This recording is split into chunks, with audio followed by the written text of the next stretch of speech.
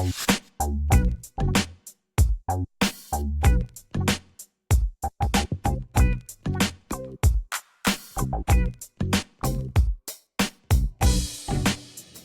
welcome. Really happy to be here today with none other than Mr. Adam Ross, and obviously I'm Greg Sharp, founder and CEO of ZenContract. Great to have you along. Adam, why don't you introduce yourself? Yeah, sure. My name's Adam Ross, and I'm one of the co-founders of a company called CloudOlive. We've been building CloudOlive now since just as COVID hit, actually, but we're extremely focused on helping MSPs integrate any array of software that they resell through their business. And we've designed a really intelligent way to connect it all together and then connect that back to your PSAs, your audit tasks, your connect flows, and just give you really easy insight where you're underbilling, where you're overbilling, and of course can help you make those adjustments back in. So awesome. Are you having significant success in mitigating revenue leakage, understanding the billing, making sure billing reconciliation, all of that cost is getting allocated out to the correct clients, and therefore you've got a lot more clarity on your on exactly what margin you're making on each contract, right? Yeah, 100%. Like the challenge that every MSP faces really is that they're reselling 15, 17 different vendors or certainly products, and many of the vendors still act as individual products. Most of them are acquisitions coming together,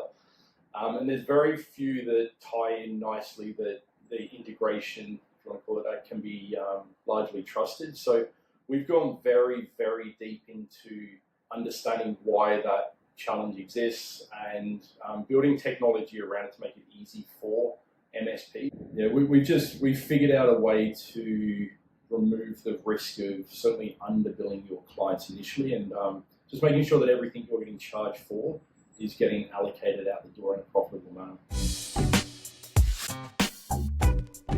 Awesome. And so, as the antithesis to that, ZenContract sits on the front end, sets up all of the contract negotiation and the arrangements with the customers, and actually sets up that billing into the PSA. Yeah, so the importance that ZenContract covers, like nobody else is doing this on the planet at the moment. It's Sharpie's experience in building base 2 is it's going to give a control and a peace of mind for the MSP. And at some point in time, external parties that may be looking at an MSP as an acquisition for a growth strategy, ZenContract will make that process in time absolutely seamless and do nothing but increase the valuation of your MSP. And I've been watching it really, really closely. There's nothing out there that's doing it. I appreciate it. And today we are talking about one of the biggest life-changing moments in MSP history at the moment, which is everything to do with the Microsoft NCE. And so we're going to go about this in a way where I'm going to interview you for the first portion of this, and then you're going to interview me about our various solutions and how it can help. But for the first session, I'm just going to ask you a bunch of questions so we can get everyone up to speed on exactly what this NCE is. So NCE, so what does it stand for? Yep. So NCE is Microsoft's new billing framework and the way they're interacting with their MSP partners, and it stands for New Commerce Experience. So I think once upon a time where it was CSP for Cloud Service Provider, it's almost like out with the old and in with a new framework for Microsoft. And like when a company of that nature, which has such stranglehold in an entire industry across the entire globe, it's quite phenomenal what they build. Unfortunately, when they say jump, it's the MSP's responsibility to turn around and say, well, how high would you like us to jump? And is it 2 stages to the left or 1 to the right? And if you don't do that, it'll have really big ramifications to your customers, to your staff. Like that's something that CloudOlive is really seeing, like from a finance and admin team, the complexity that lives in this process to try and get it right. This is shifting to more of an Azure subscription type model where you can block buy, you can do the equivalent of reserved instance. So when you talk to us about what are the changes from CSP to this NCE, without too much detail. Yeah, I suppose if you put your Microsoft hat on, like every other software company on the planet really does this, so they contract you in for 12 months or 3 years or 5 years, and you get preferential rates and or terms to commit to that. So And they actually hadn't really raised their prices for quite some time. So there's, in one side, so it kind of makes sense that at some point they're going to need to do it. A lot of the MSPs, when they were sort of going through the options, which was month to month, so following a very similar model that their customers are familiar with, the challenge with that if it was $10 before, it's now going to cost you $12. So the increase of 20% of cost for that flexibility. Or the other option, which a lot of companies have gone for, is you can commit that for 12 months and you get effectively an additional reduction, and your customers won't be paying as much. The real challenge, though, when those renewals are starting to really come to fruition, is you've got a window where you can up or down or recontract in your customers. So let's hone in on that. So that's a good sort of segue into why are we talking about this now, right? Because this actually hit the market. We've known about it for a year, if not longer.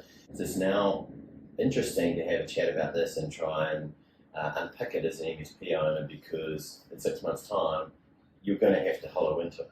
Yeah, totally. I think about this as like you ask MSPs like, what's NCE been like for you? And they like painful comes to mind, or it's been difficult.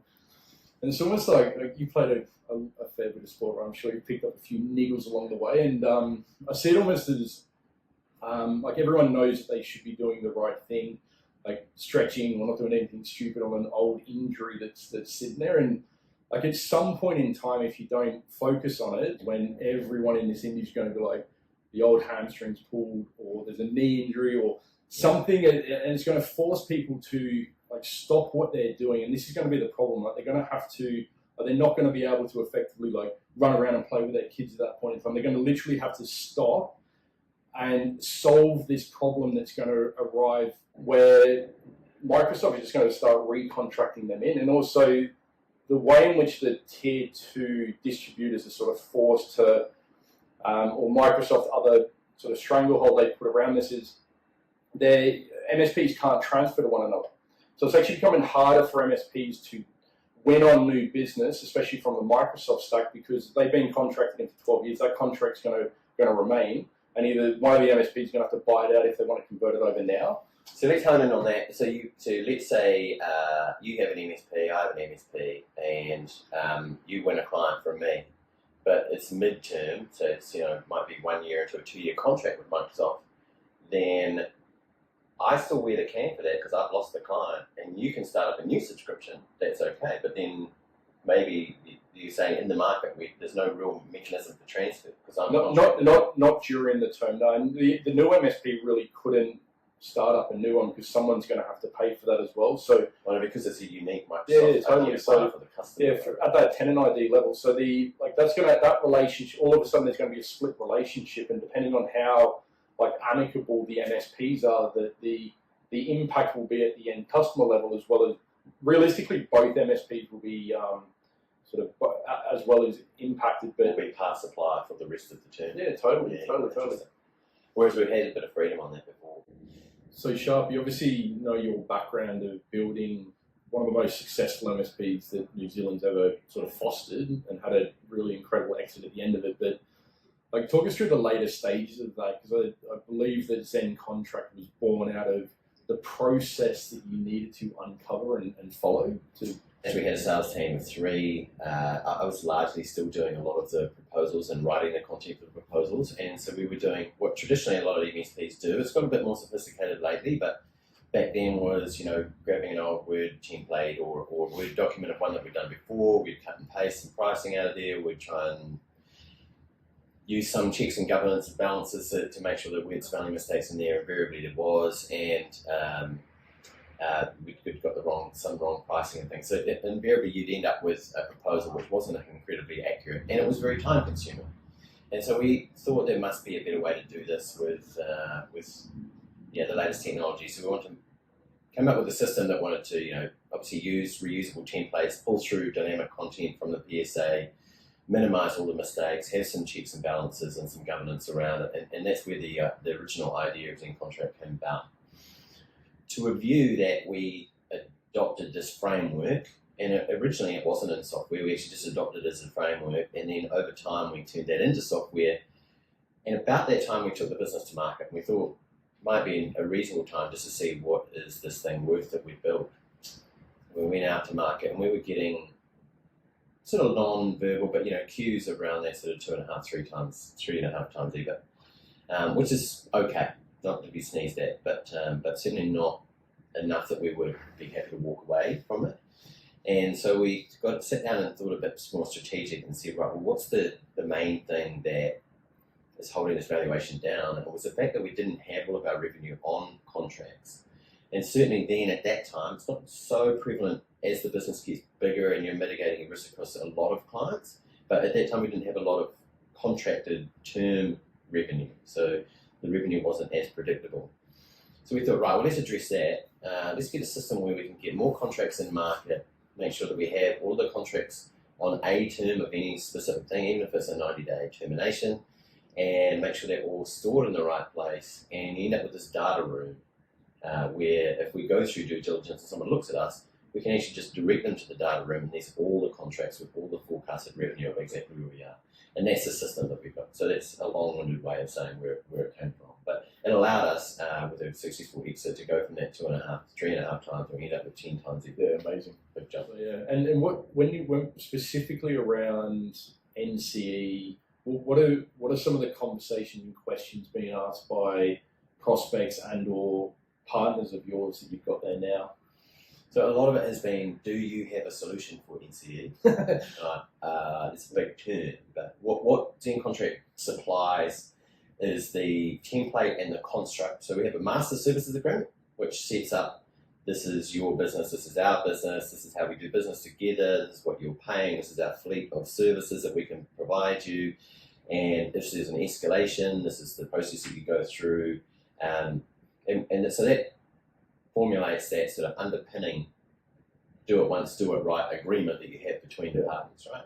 Then you add service schedules, and so you separate that master services agreement because you only wanted to go through their legal team and pull it apart of any terms and conditions once, and then it sits there in perpetuity and just hangs out until such time as a big changing event comes along, like NCE, and then you need to add an addendum. And so that's what we've supplied as a template that sets up the construct for this new commerce experience that allows you to either post-audit or pre-audit if you're doing something on a term, or if you're looking to transfer your subscription from one MSP to another, it allows you to go through that and a process to follow. So it's an addition to the master services agreement. Yeah, so the benefit of your time as an MSP, you're speaking with thousands of MSPs all over the globe, and you've taken all the information available to you, and you've cooked up the solution for them in terms of the paperwork they need to think about. Exactly. So we are not lawyers, right? And every template that we supply, of which there's quite a few, there's a disclaimer on there that says we're not legal professionals. You need to get it checked by a local legal professional, right? But what we've got is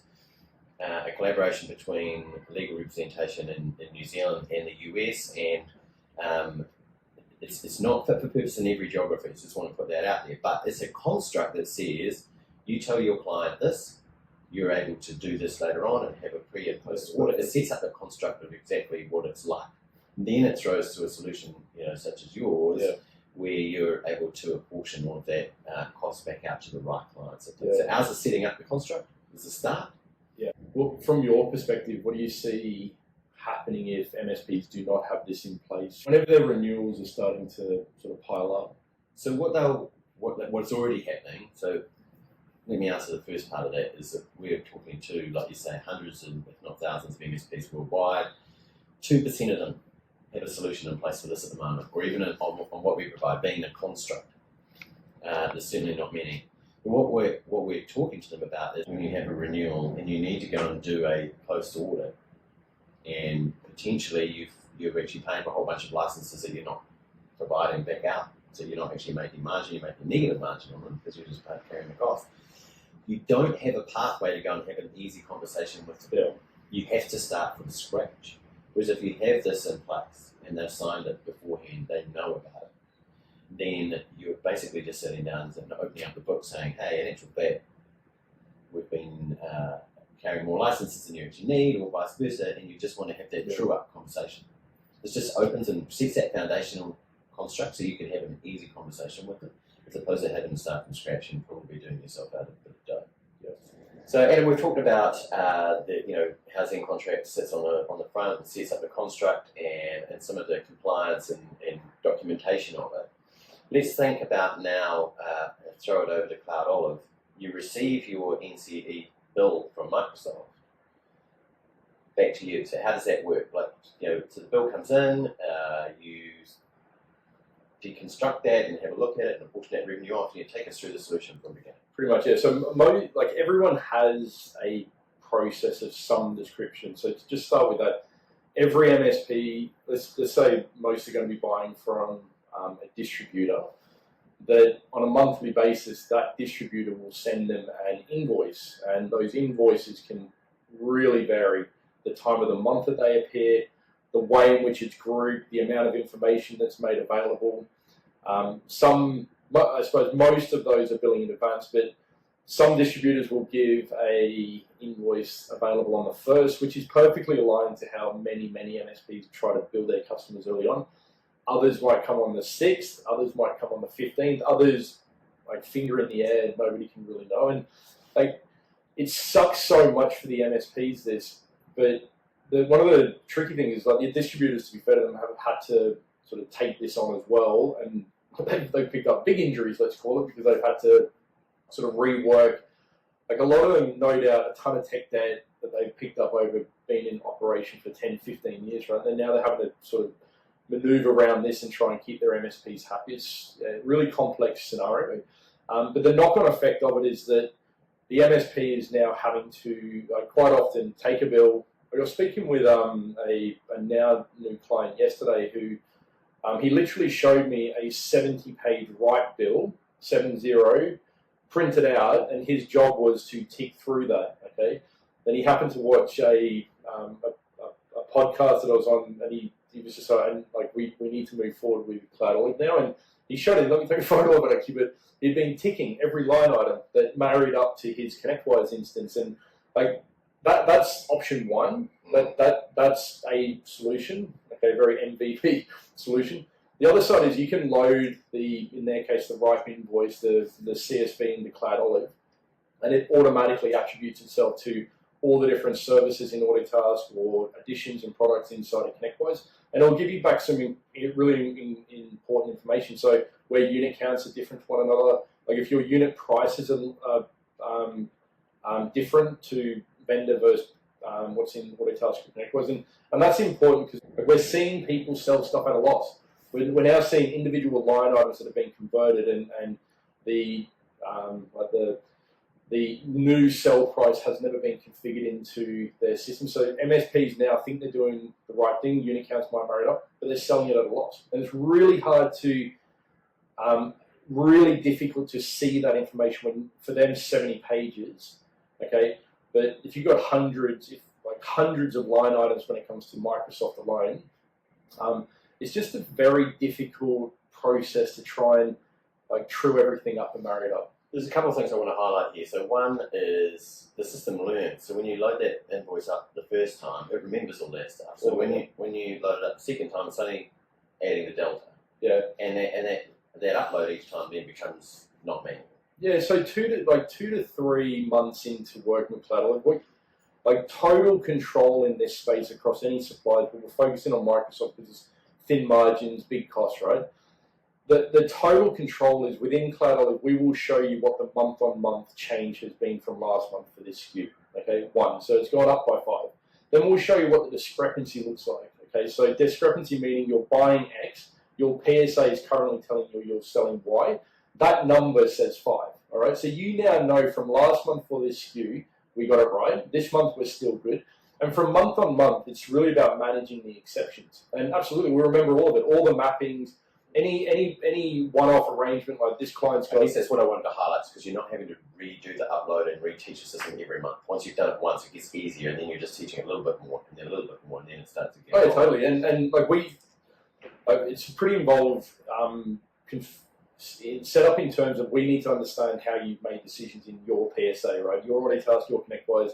You set that up 2 years ago, 10 years ago. You got help, you didn't get help, whatever.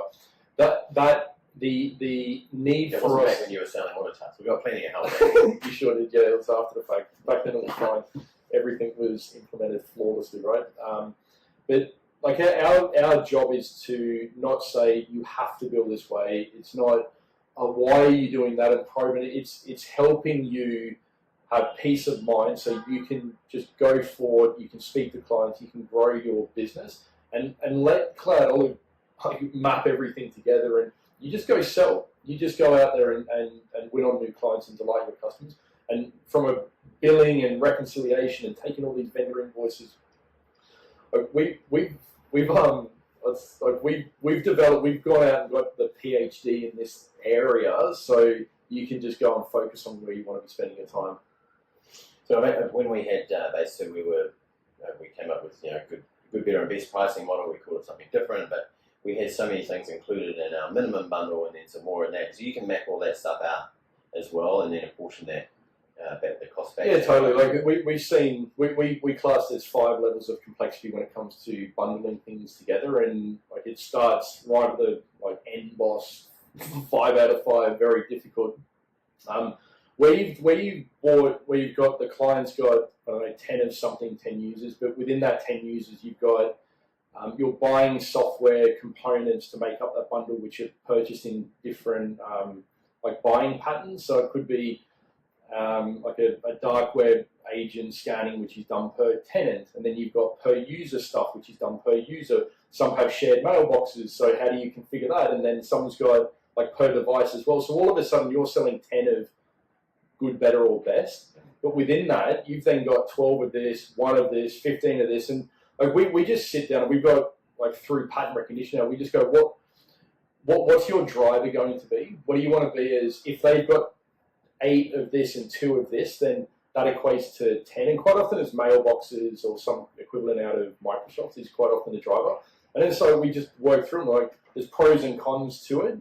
The more you can resell these services in a bundle, if you will, where you're buying at the same frequency, the easier your life will be. But it's again, we're not here to rework and retool what you've got in place. We just want to help you understand why there's a complexity and why it lives and what the pros and cons to it are, and then just bake it into CloudOlive so you can just again keep running.